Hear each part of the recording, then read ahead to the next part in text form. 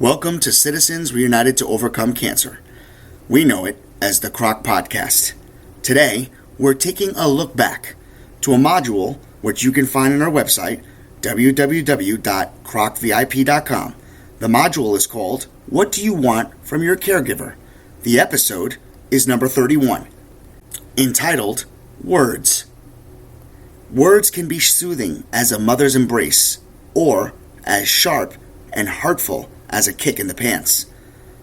Take a look back as we play some excerpts from a short film written, directed, and produced by our host, Dr. Tom Eanelli, starring local Hudson Valley actors' dramatization of real-life actual events. We would like to also let you know that this is an actual two-part episode.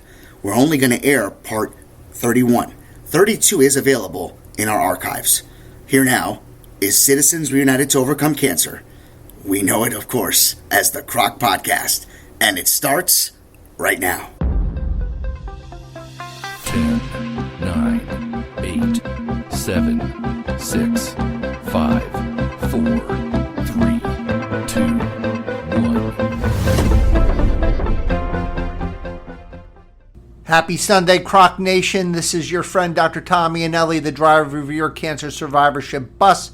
Next to me on my left, Angel Santana. Happy Sunday, Angel. Happy Sunday. Happy Sunday. Happy Sunday. We won't tell everybody it's Thursday or Wednesday. It is Sunday.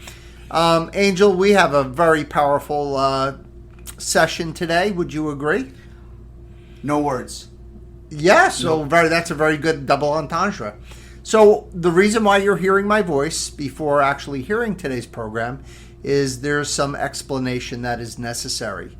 So about 7 years ago, I was asked to give a presentation to the Oncology Nursing Society, and I thought everyone does a presentation, everyone does a PowerPoint.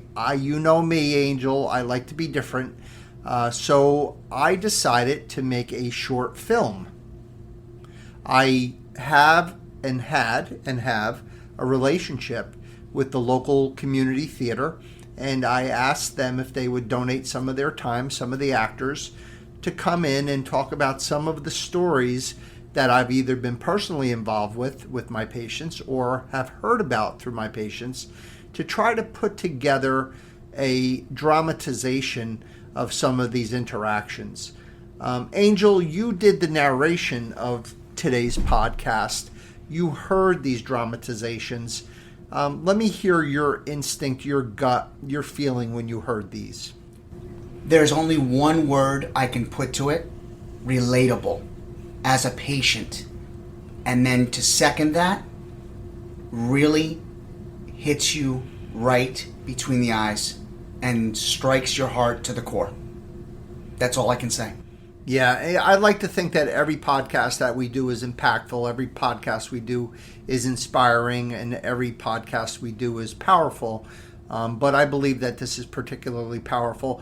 Going back to the beginning of my career, I always knew that cancer patients were special, and we've spent pretty much the majority of this year, our first year podcasting, trying to come up with different subjects that showed the specialness, quote unquote, not a word, we just make words up, of our cancer patients, of our survivors, of the unique situations that you guys face. And it was very clear that physicians use words that either can be soothing or they can be very cutting. And then when we started to interface with Dr. Len Berry, who brought Dr. Rena Audish on board, and we read her story of her own illness and the words that she heard while she was recovering, it really brought this subject back into the forefront of my mind, from the back doors and the back alleys of my, I would say, spider-webbed encrusted mind, to the project that I did 7 years ago. So the reason why we're having these words before we listen to words is to try to set the table for you guys, to kind of give you a context of where these vignettes come from. So without further ado, Angel, why don't you cue it up? And on the other side of the glass, we will have words, excerpts from a short film done 7 years ago. We're going to start that, and we'll do it right now.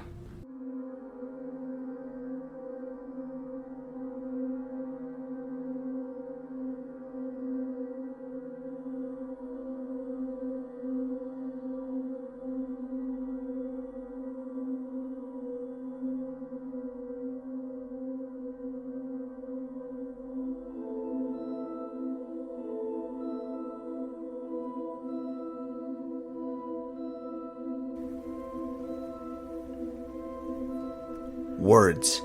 Excerpts from a short film by Thomas R. Eanelli.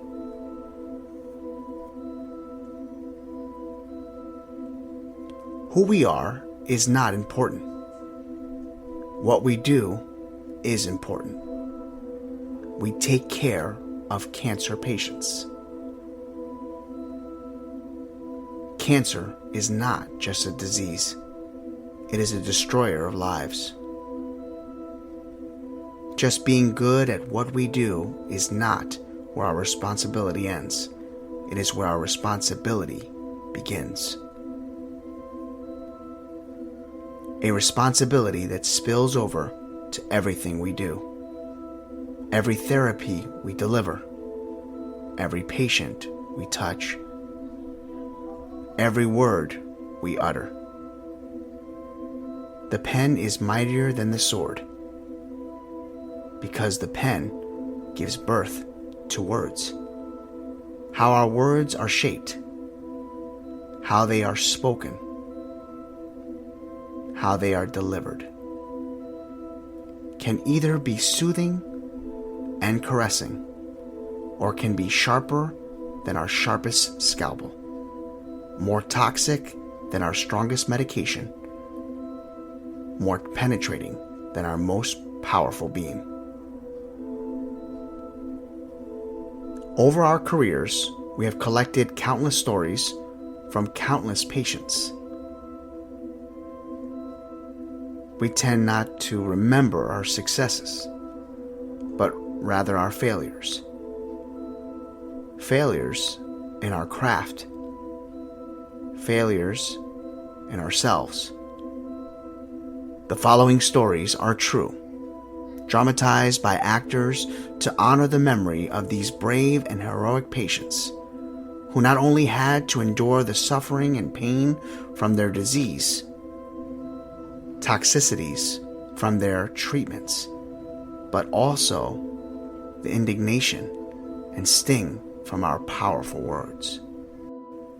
Our first story is entitled Excess Baggage. In my prime, I was a dancer. Let's be clear, I was a Broadway dancer, though I did dabble a little in commercials. I had the figure that all the girls wanted and all the boys wanted. But if you asked me what my most prized asset was, it was my breasts.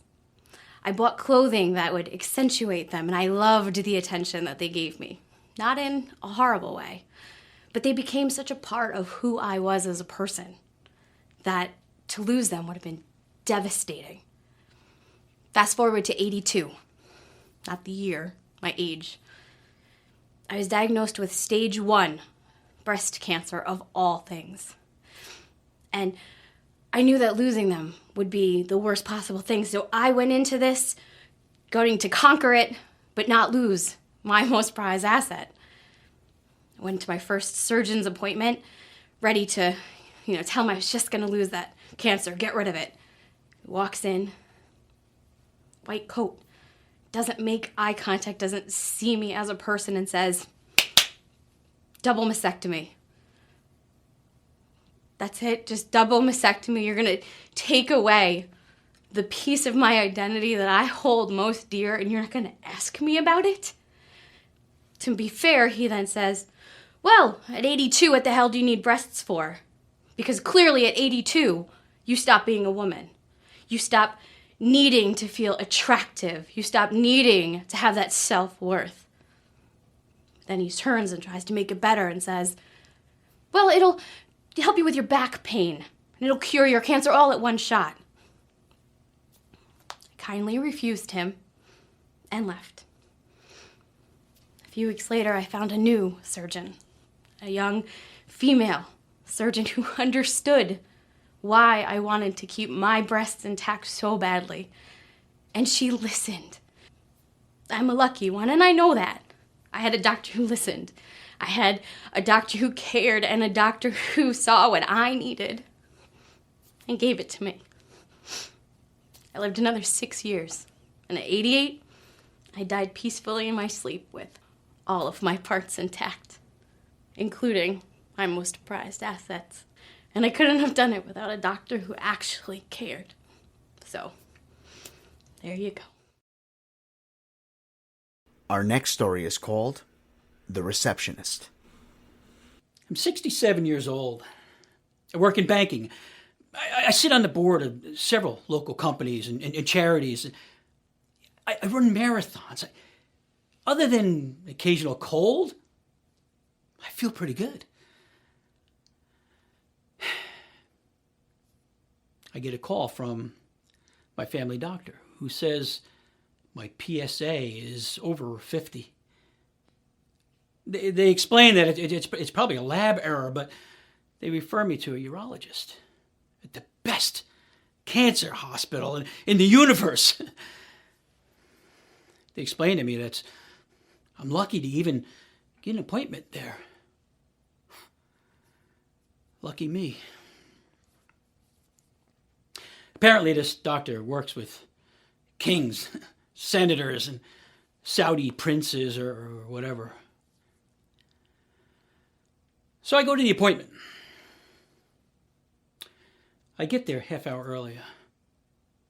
I'm greeted by this receptionist who can't be bothered with me.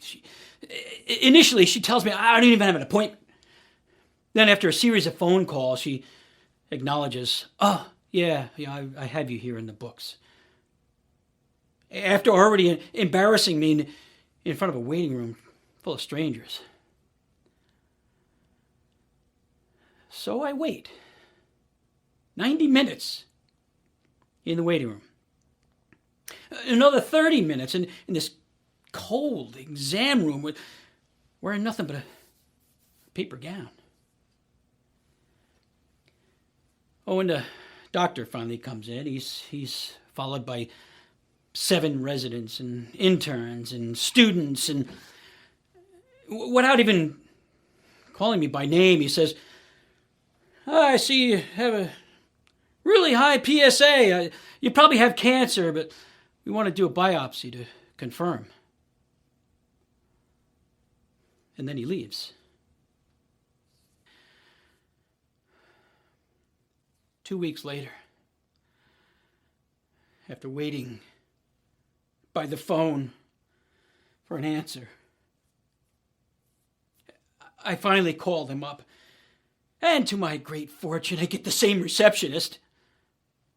I tell her, listen, it's been 2 weeks since this biopsy. I'm on pins and needles for the results. She puts me on hold for 15 minutes.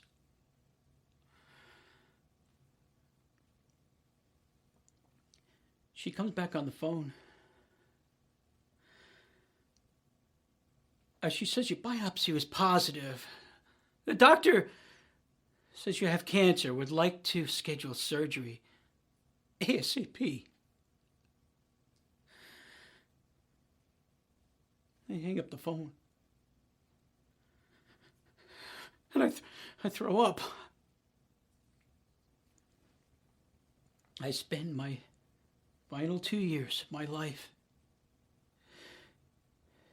impotent, sick, and in pain. Our next story is called Blackjack.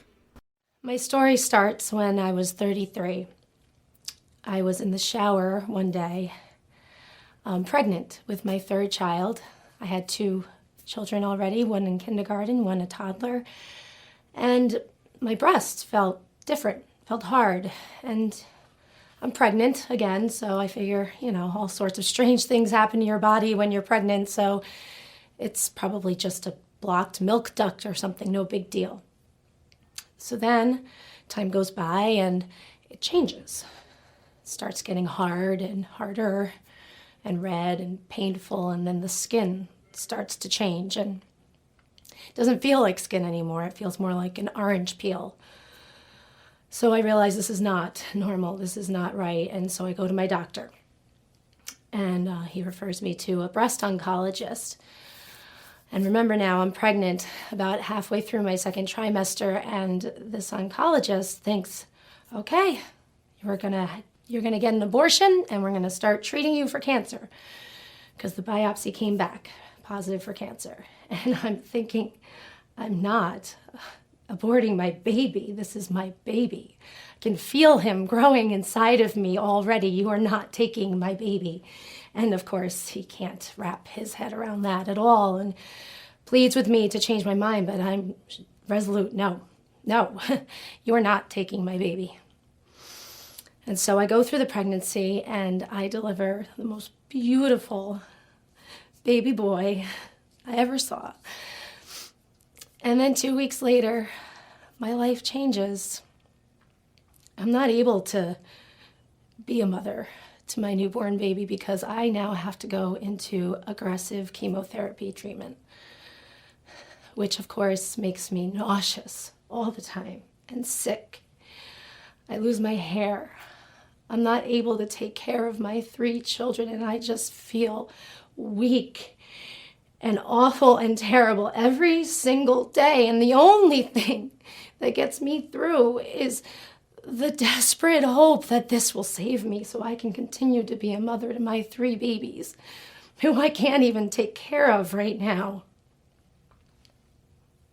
And it doesn't work. And so I have to have a double mastectomy. And I remember the plastic surgeon saying to me, "Don't worry, I'll make you new boobs." And I'm thinking, these aren't boobs. They're the place where my husband lays his head down at night when we're laying in bed to talk about our day and our children. They are what gave my babies life when they were so little and helpless.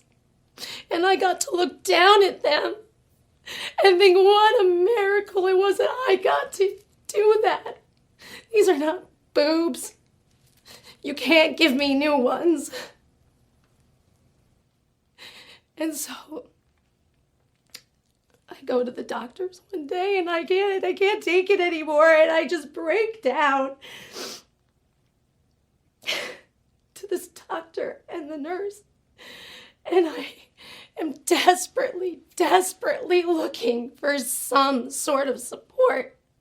And the nurse stands in the corner like I am the plague, with a look in her eyes that says, "Thank God I'm not you." And the doctor can't even take his eyes away from the computer screen. And when he finally does, what he says to me is, "You've been dealt a bad hand. The sooner you learn to deal with that hand, the better off you'll be. You just need to learn to deal with it."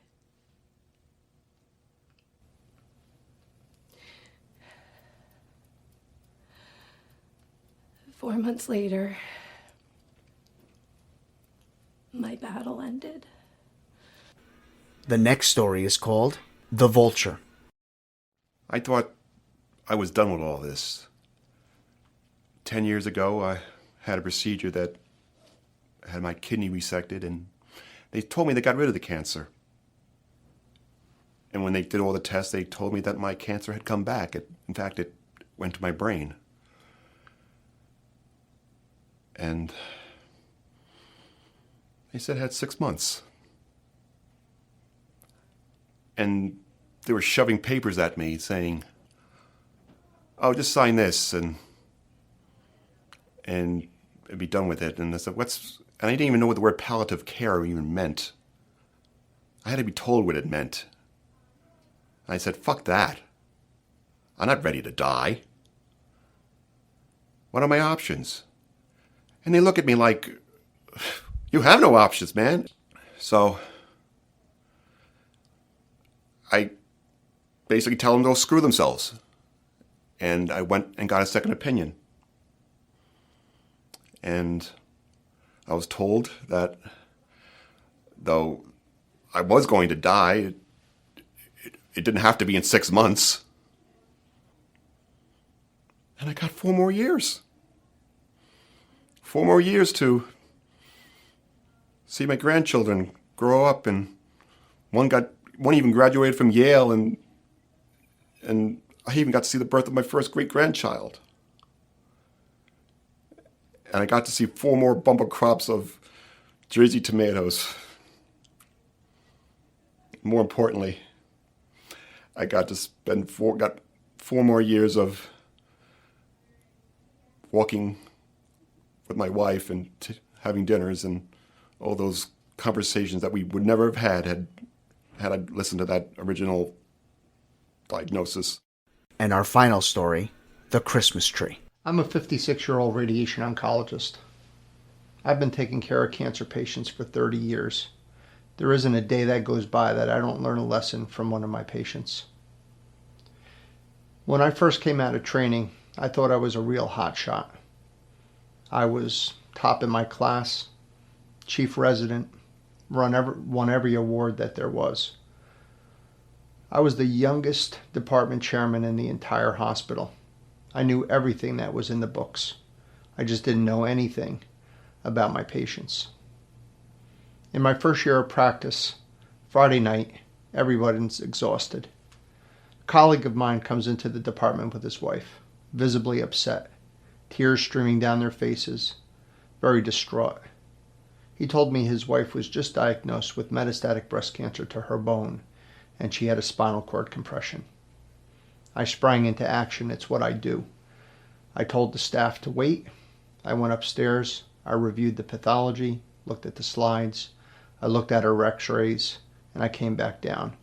I was ready to treat her, but she was not ready to be treated. She had questions. She had many questions, and I was exhausted. First, I tried to answer her questions as honestly and accurately as possible. I hid behind my medical jargon, my medical terminology. I acted like a doctor. She told me she was an artist. She told me that her brain worked differently than my brain. She told me that she couldn't understand the words I was saying. She wanted me to be more visible, more visual. She wanted me to draw her a diagram. I tried. Again, no success.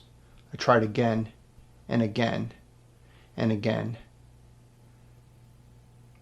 Finally, I blurted out, "Lady, your bone scan lit up like a goddamn Christmas tree. And if you don't let me treat you right now, you're going to become paralyzed." Complete silence. Complete silence. Utter silence.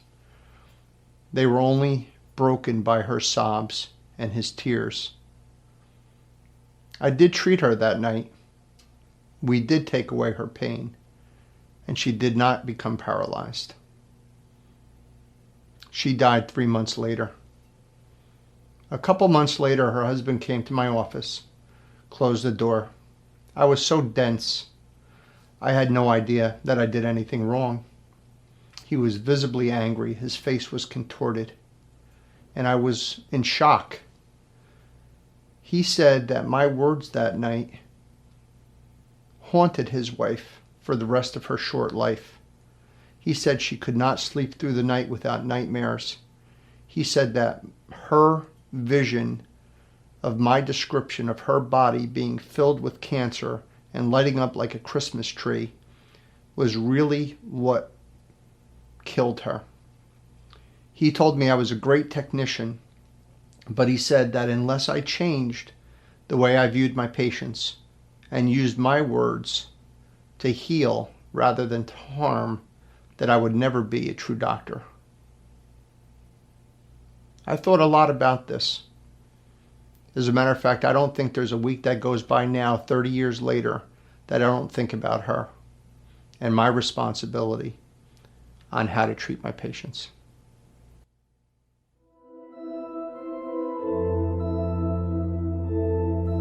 These stories are not meant to cast judgment on our character, but rather to make us aware of our fallibilities, our limitations, our imperfections.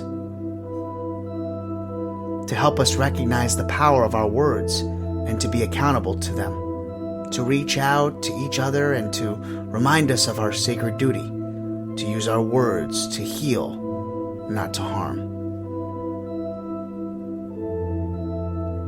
In memory of all those who have lost their battle, your bodies are gone, but your words live on to teach and inspire.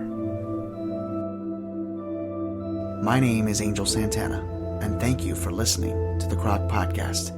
We hope you enjoyed today's message, and we ask you to join us next week as we take a closer look of what made this episode so special.